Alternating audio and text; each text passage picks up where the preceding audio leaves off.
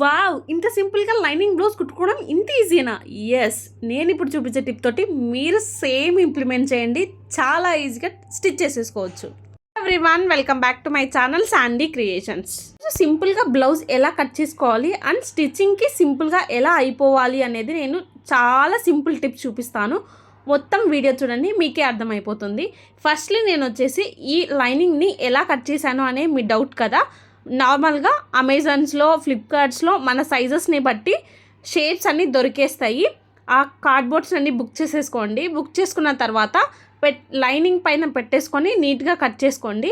Cut చేసుకొని నార్మల్గా మనం పైన క్లాత్, మెయిన్ క్లాత్ పైన పెట్టేసి కట్ చేసుకోవాలి. చాలా సింపుల్ అండ్ ఈజీగా కట్ చేసుకోవచ్చు. ఇలాంటి మెథడ్లో మనకి పర్ఫెక్ట్గా వస్తుంది బ్లౌజ్. అటు ఇటు చేంజెస్ కూడా అవ్వవు కొంచెం కూడా. ఇలా సింపుల్గా కట్ చేసుకోవాలి. మొత్తం అంతా చాలా చాలా ఈజీగా ఉంటుంది. మనకి ఇంకా మనం మళ్ళీ టైలరింగ్ నేర్చుకోవాల్సిన అవసరం ఉండదు. ఈజీగా కట్ చేసుకోవచ్చు. ఇప్పుడు అన్ని సైజెస్లో దొరుకుతున్నాయి. అండ్ నేను కుదిరితే లింక్స్ కూడా డిస్క్రిప్షన్లో ఇవ్వడానికి ట్రై చేస్తాను. ఫస్ట్లీ కటింగ్ అయితే ఇలా. అండ్ బ్లౌజ్ స్టిచ్ చేసేటప్పుడు మాత్రం లైనింగ్ కదిలిపోవడము లేదా పైన మెయిన్ క్లాత్ జరిగిపోవడం ఇలాంటిది చాలా డిఫికల్టీస్ చూస్తూ ఉంటాము. స్టార్టింగ్ స్టేజ్లో కుట్టేటప్పుడు పిన్స్ పెట్టుకోవడము, సేఫ్టీ పిన్స్ పెట్టుకోవడము, ఇలా పెట్టేసుకొని స్టిక్ చేసుకొని మనం స్టిచ్ చేస్తూ ఉంటాం కదా. అలా కాకుండా జస్ట్ ఒక ఫ్యాబ్రిక్ గ్లూ తీసుకోండి. నేను చెప్పిన ప్రాసెస్లో చేయండి. మీరు సింపుల్గా ఈజీగా స్టిచ్ చేసేసుకోవచ్చు. జస్ట్ ఫ్యాబ్రిక్ గ్లూ తీసుకోండి. ఇప్పుడు నేను చూపించినట్టుగా మొత్తం అంతా ఫస్ట్ వచ్చేసి ఫ్రంట్ సైడ్ చూసుకోండి, రెండు పర్ఫెక్ట్గా పెట్టేసుకొని నేను చూపించిన విధంగా గ్లూ పెట్టండి. ఫ్యాబ్రిక్ గ్లూ యూస్ చేయండి. చాలా ఫాస్ట్ అండ్ ఈజీగా వర్క్ అయిపోతుంది. డాట్స్ పెట్టేసుకోండి. ఇలా నాకు చాలా చాలా ఈజీగా అనిపించింది, చాలా ఫాస్ట్గా వర్క్ అయిపోయింది. ఈ టిప్ వావ్ అనిపించింది. సో నాకు తెలిసిన తర్వాత మీకు షేర్ చేయకుండా ఉంటానా. సో వ్లాగ్ మొత్తం ఇప్పుడే రెడీ చేశాను. మీరు కూడా నేను చేసిన విధంగా ఈజీగా స్టిచ్ చేసుకోవాలనుకుంటే ఇలా స్టిక్ చేసుకోవచ్చు.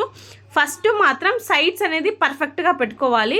ఫ్రంట్ సైడ్స్ రెండు మ్యాచ్ చేసుకున్న తర్వాత అప్పుడు మనం స్టిక్ చేసుకోవాలి. లేదంటే రెండు సేమ్ సైడ్కి స్టిక్ అయిపోతాయి, మళ్ళీ కష్టపడతారు.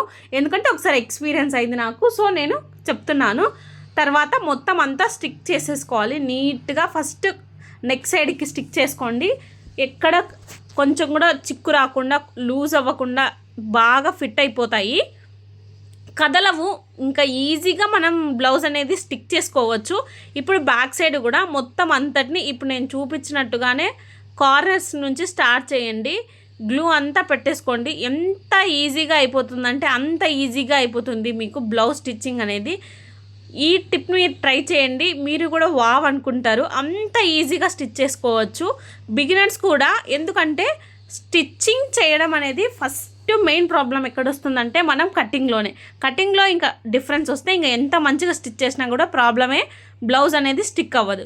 సో అమెజాన్స్లో, ఫ్లిప్కార్ట్స్లో, ఆన్లైన్లో చాలా దొరుకుతున్నాయి. మీ సైజెస్ని బట్టి ఆర్డర్ పెట్టేసుకొని దానికి ఏ సైజు ఉందో పర్ఫెక్ట్గా అలా కట్ చేసేసుకొని ఇలా ఫెవికల్ గ్లూస్ పెట్టేసుకొని స్టిక్ చేయండి. మొత్తం అంతా ఊరికే జస్ట్ 2 minutesలో డ్రై అయిపోతాయి.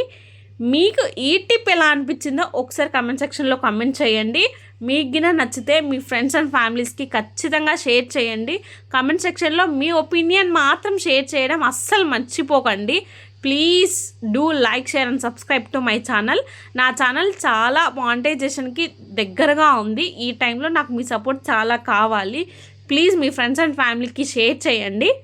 స్టిక్ చేసిన తర్వాత సైడ్స్ అన్నీ కట్ చేసుకొని ఇంకా డైరెక్ట్ మిషన్ పైన కుట్టేసుకోవడమే. చాలా చాలా ఈజీగా మన బ్లౌజెస్ మనమే స్టిక్ చేసుకోవచ్చు. మీకు ఈ టిప్ ఎలా అనిపించింది? వావ్ అనిపించిందా? వావ్ అనిపిస్తే కామెంట్ సెక్షన్లో కమెంట్ చేయండి వావ్ అని. Please do like, share and subscribe to my channel. Thank you so much to all my YouTube extended family.